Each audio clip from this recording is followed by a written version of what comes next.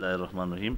زه صدر بلال انصاف ډېر شکریا ادا کوم چې نن رالو او زموږ مبارکي وکړه او د دې د ووټ او سپورټ د وجې نه موږ دلته ناست یو. همدغسې مخکې به هم دوی موږ سپورټ کوي انشاءالله. دوی څه کار وي څه خدمت وي انشاءالله راضي دي او موږ نه د کار لري. موږ دلته چې څه کولی شو سرکاري لحاظ سره کم آفس څه کار وي د دوی د پولیس ډپارټمنټ کسټم ډپارټمنټ کې هر قسمه کار انشاءالله کیږي. شکر وکړو چې خو خلکو ته دا چمبر بیا دوباره په حواله شو او انشاءالله د الله نه امید ده چې دا صدر او دا کومه کابینه ده انشاءالله دا به زموږ د تاجر خدمت کوي او کار به کوي.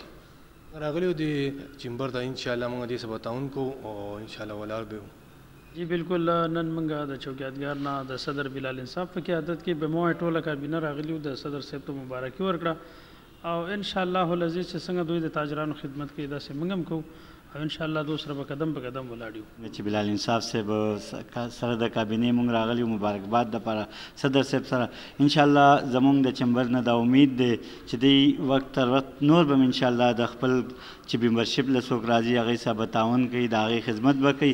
څنګه دا چمبر چې د مخکې نه را روان دی انشاءالله هغې نه به نور هم تعاون کوي